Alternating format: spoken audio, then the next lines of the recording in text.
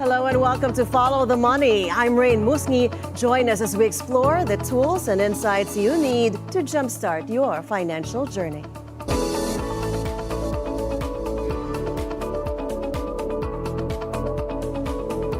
A Republican spending bill backed by President-elect Donald Trump failed to get enough votes at the U.S. House of Representatives on Thursday. This leaves Congress with no clear plan to avert a looming government shutdown. Voting 174 to 235, the bill resembled the earlier version rejected by Trump. Everything that I just told you was negotiated in a bipartisan fashion.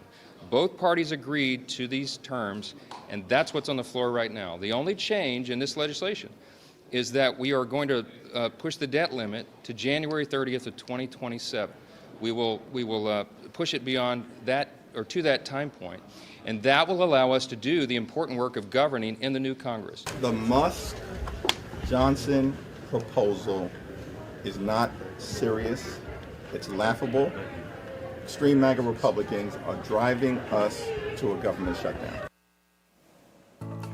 Government funding is due to expire at midnight on Friday, U.S. time. If lawmakers fail to extend that deadline, the U.S. government will begin a partial shutdown and would interrupt funding for everything, including paychecks for more than 2 million federal workers.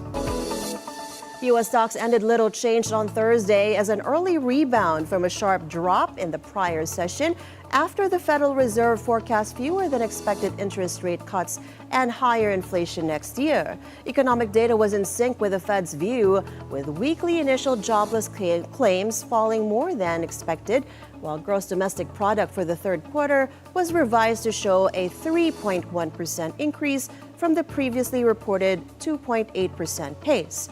Traders now see just 1/4 point rate reduction by mid next year and see less than 2 cuts in total by the end of the year, compared with last week's expectations of 3 rate cuts. So obviously yesterday was a historic Fed day.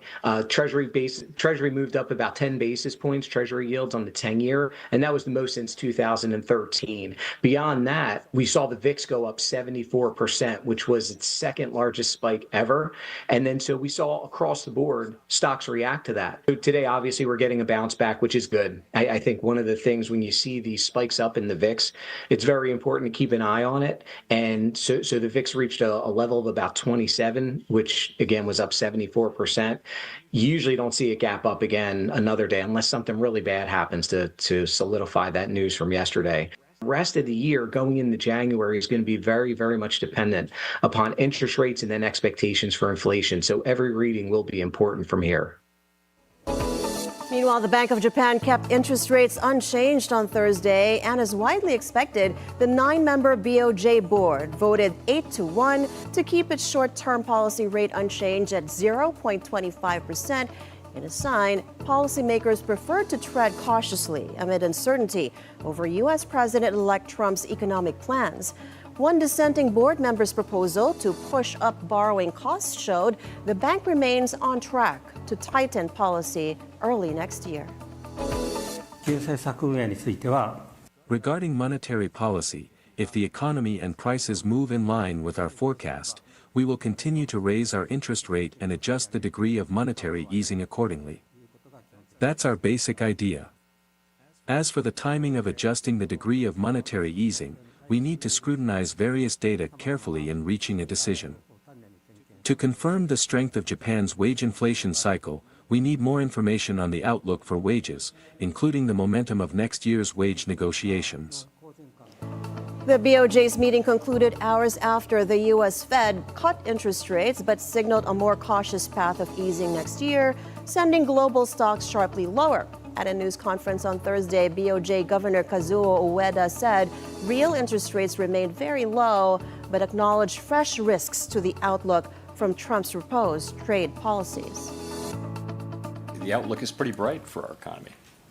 We have to stay on task, though, and continue to have restrictive policies so that we can get inflation down to 2%. The U.S. is not feeling really the effects of geopolitical turmoil, but we are certainly at a time. The Japanese currency was already weaker after the central bank left its benchmark rate at around 0.25%, an outcome expected by more than half of economists surveyed by Bloomberg.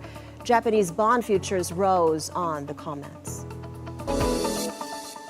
The Bank of England also left interest rates unchanged at 4.75% Thursday. That's after lowering them by a quarter point last month. Policymakers attributed the decision to the recent rebound in inflation in the United Kingdom. The Monetary Policy Committee decided by 6-3 votes to leave them unchanged after the Consumer Price Index unexpectedly rose to 2.6% year-on-year in November, up from 2.3% in October, above the official target of 2%. The central bank had been widely expected to keep interest rates on hold as it waits to see the impact of the finance department's budget and its higher costs for employers on the jobs market. Earlier, Britain's finance minister Rachel Reeves said the country's latest inflation figures were comparable to international peers after official figures rose the second month in a row. Reeves said she recognized that cost of living pressures were still a concern for voters and said her government was taking action to relieve those pressures. The inflation numbers today show inflation at 2.6%. That is comparable to other countries around the world. In the United States, it's 2.7%, so slightly higher. In the euro area, it's 2.3%. So broadly in line with our international peers. I recognise that the cost of living crisis continues to bite.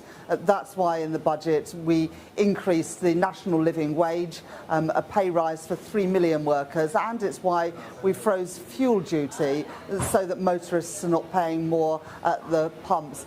So we recognise the challenges that families remain under and are taking action to address that ongoing cost of living challenge. Here at home, the Bangko Sentral implements another round of interest rate cuts to continue the easing cycle to next year. Sujin Kim reports. The central bank has once again slashed its target reverse repurchase rate by 25 basis points, bringing it down to 5.75%. Although there is a high possibility that the BSP's easing cycle will continue into next year, it is unlikely to reach a total of 100 basis points in cuts. 100 basis points may be a bit much. I think we will maintain an easing posture, but maybe not to the extent of cutting by 100 basis points. If the surprises are small enough, then there's no reason to really change the direction that we're taking. BSP Governor Eli Remolona Jr. stressed that gradual rate cuts are crucial to avoid sudden shocks, especially as there are still significant upside risks to inflation, including rising electricity and transport costs. Even with 75 basis points from all our estimates, we're still somewhat on the tight side, and that for us is a kind of insurance. The reason we're cutting in baby steps is because we're not absolutely sure about inflation. We still worry that inflation might start to rise again. We will always tend to prioritize inflation. There will be a measured pace in terms of monetary easing, even though the overall stance or posture of monetary policy is still towards monetary easing. When the BSP relaxes policy rates, public and private consumption as well as investments typically see a boost. Because, for example, a lower interest rate would mean that it would be less costly for firms, for companies, for entrepreneurs to borrow money from the bank. So the lower rates would allow them to expand further, borrow money geared towards expansion, which would drive economic activities. Economists also note that holiday spending this season will play a crucial role in shaping policy decisions next year. Filipino consumption is so high during November and December, which might affect our inflationary figures. So depending on the outcome of the holiday spending of the Filipino people, then we might be able to see more definite directions on whether the BSP would keep rates or continue relaxing. Of course, lower interest rates are good. Hopefully, that will increase the borrowing side, but that will also possibly reduce the interest margins of the bank. So we have to weigh that carefully. However, economists are also monitoring potential risks. including internal margins and external factors such as the Trump presidency and geopolitical risks. But the thing is, but you need more cuts in able to stimulate more economic growth. No? So that's part of the realities. That's why the economic slowdown story is still there and made complicated by any protectionist policies by the incoming Trump administration. Sujin Kim, Bilyonaryo News Channel. Back in the U.S., roughly 36 people gathered outside the gates of one Amazon facility. They held signs and marched in circles around the entrance, chanting pro-union slogans and demanding Amazon come to the bargaining table. The International Brotherhood of Teamsters said warehouse workers in cities including New York, Atlanta, and San Francisco are taking part in the largest strike against Amazon, which represents about 10,000 workers at 10 of the firm's facilities. The company, however, said it does not expect any effect on its operations during one of the busiest times of the year. The retailer's shares closed 1.5% higher, a sign that investors do not expect a big disruption from the strike. Observers said Amazon was unlikely to come to the table to bargain, as that could open the door to more union actions. Earlier this year, the company announced a $2.1 billion investment to raise pay for fulfillment and transportation employees in the U.S., increasing base wages for employees by at least $1.50 to around $22 per hour, a roughly 7% increase. Amazon employs more than 800,000 people at its U.S. warehouses and has more than 600 fulfillment centers, delivery stations, and same-day facilities in the country. We're prepared to go the distance. This is a demonstration to show Amazon that we cannot be ignored, because that is what they have been doing. This strike is a ULP strike, unfair labor practices, which they have done against us, the workers inside. And it's to bring awareness that, hey, they're doing unlawful labor practices for the public to see, and then also to show Amazon, hey, we mean business, and we're not going to stop. We're going to continue to be out here. We're going to be chanting. We're going to be in your ear about this, and we're going to be on top of everything, because we deserve to have workable wages. We deserve dignity and respect when we walk in there. All of us are living paycheck to paycheck. All of us have gotten behind on bills. Most of us have second or third jobs, or sometimes this is our second and third job. They keep a lot of us part-time so that they don't have to give us any health benefits. So a lot of us also are paying for health benefits out of pocket as well, just to be able to go see a doctor when we get hurt.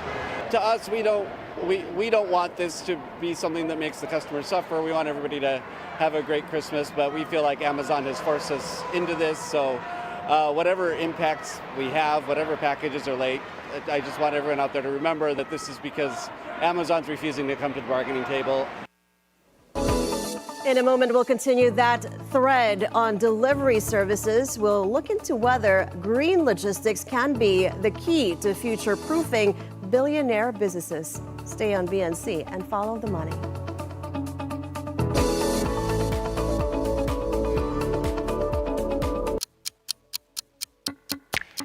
At BNC, 12 noon doesn't mean break. But good afternoon, I'm Mai Rodriguez. Today on Newsfeed at noon, staunch Duterte ally Salvador Panelo believes Vice President Sara Duterte will be impeached. United Nations hailing the ceasefire between Israel and Lebanon's Hezbollah. Australia officially banning children under 16 from social media. And those are the news this hour. Keep it here on BNC, the Bilyonaryo News Channel.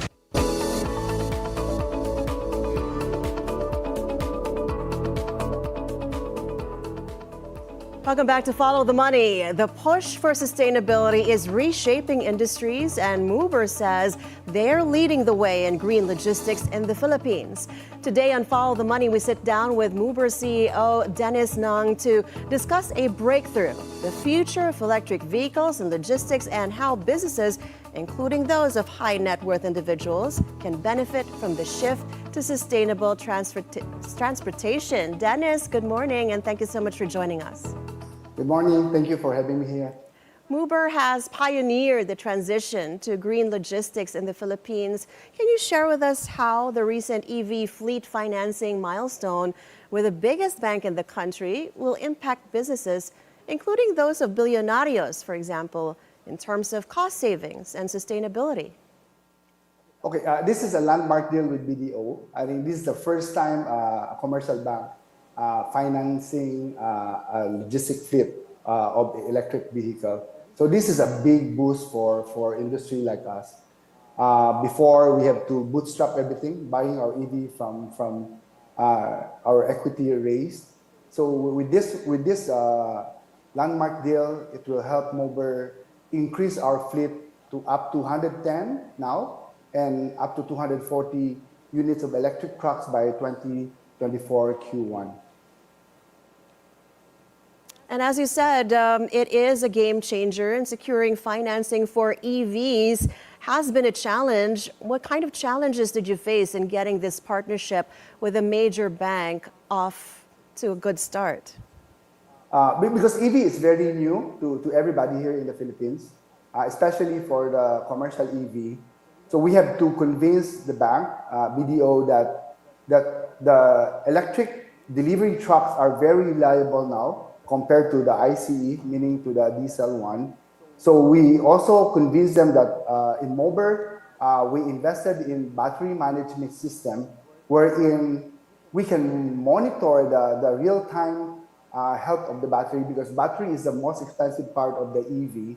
So when they saw that we have this system laid out and make them feel very safe on their financing, so then they're able to be convinced, and then they already supported us with 60 EVs with this initial investment. So is it possible to ask what kind of savings have you and efficiencies have you seen so far? Yes. On the per kilometer basis, right? If we use EV, the per kilometer basis is around 2.2 to 3 pesos per kilometer, while when we use the ICE or the diesel one, it will cost us around 8 pesos. The operating cost is very, very low. However, the acquisition cost of EV is still very expensive. On a diesel one, I think it will cost you around 1.1, while on the EV one, it will cost you around 2.4 million. But we are taking advantage of the EVIDA law that we can use our EV 7 days a week. We're exempted from the number coding. So technically, using EV is very reasonable, and eventually we can bring down the delivery cost. Hopefully the cars last as long as traditional fuel-powered vehicles as well. How do you see the integration of electric vehicles transforming logistics for businesses in the Philippines, especially for those managing extensive supply chains or investing in green ventures such as yourself? So I think to answer your first question, the battery now has a warranty of 8 years. I think we're using a second generation battery. I think 8 years is the warranty, and I think we can utilize this up to 12 years. Right? So there's no worry about the life of the EV. It will be as long as the one of diesel. So for investment, right? For us like a logistic in Mober, we help big companies, retailers, FMCG transition to sustainable delivery without having them to invest. So they don't have to buy the EV. They just partner with Mober, and we'll deliver for them. And moving forward, Mober will also be looking to help the small crackers company to transition to EV by letting them use our EV, and they're also letting them use our charging station. We are building our own charging station. I think it will be the biggest charging station in the Philippines, with around 60 to 70 units of DC charger. Dennis, for many Bilyonarios, talking about green investments and the life of your equipment, investing in sustainability is not just about compliance, but about building a legacy. How do you think maybe your company could help the ultra-high net worth individuals enhance their green credentials and contribute to environmental solutions? I think for the Bilyonarios, I know that you have big businesses, you have conglomerate. I think they have a very simple mandate. They can just mandate their company to start using electric vehicle for the delivery, as far as logistics is concerned. Or at the same time, they can also set up their net zero campaign for their network. You were named Forbes Asia's 100 to watch list for 2024. What does this recognition, Dennis, mean for you and pushing for EV adoption in the Philippines? Well, it meant a lot because I think there are only 3 companies in the Philippines included in the 100 list. It's also validated what we are doing is good for the environment. Aside from that, we're also able to get a new investment from CSEF, Southeast Asia Clean Energy Fund. Early this year, we are able to raise $6 million. And for Mober, it's really something very, very proud that what we are doing is really helping the country also. Yeah, looking back at this EV fleet financing milestone, is there something that drives you personally to push for green logistics? And what legacy do you hope to leave in the industry? Of course, you're starting out, but down the line, is there a vision? I mean, if we talk about legacy, it's just, aside from Mober, we're doing the end-to-end logistics, right? But I want to help the small trucking companies to transition to EV smoothly, right? I know that the facilities, the chargers are not yet in place, right? So for Mober, I know we're growing very fast, but at the same time, for us to grow faster or for us to scale faster, we need to help these small truckers to transition to EV so that we can work together and then grow and make sure that the green logistics in the Philippines will be the biggest in Southeast Asia. On that note, thank you so much for joining us today. Dennis Ng, CEO of Mober, for joining us on Follow the Money. Your insights on green logistics and the EV revolution are inspiring for businesses navigating sustainability challenges. Thank you. As Mober leads the charge in green logistics, their work highlights how sustainable solutions can drive both profit and purpose, paving the way for a greener future. And before we go, we leave you with this thought from former California governor, actor, and leading advocate for environmental protection and sustainability throughout his life, Arnold Schwarzenegger. He said the future is green energy, sustainability, and renewable energy. And that is it for today's edition of Follow the Money. I'm Raine Musñgi. Thank you so much for watching. Keep it here on BNC, the Bilyonaryo News Channel, always on top.